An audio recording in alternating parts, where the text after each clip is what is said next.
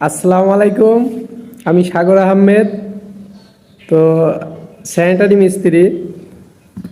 এখন আমার এই চ্যালেঞ্জটা বিগত ৮-৯ মাসের একটা চ্যালেঞ্জ, যে চ্যালেঞ্জে আপনারা ভিডিও দেখছেন। আসলে এর আগে আমার একটা চ্যালেঞ্জ ছিল, সেই চ্যালেঞ্জটা ইউটিউব চ্যানেলটা আমার ডিসকানেক্ট হয়ে গিয়েছে ভুলবশত।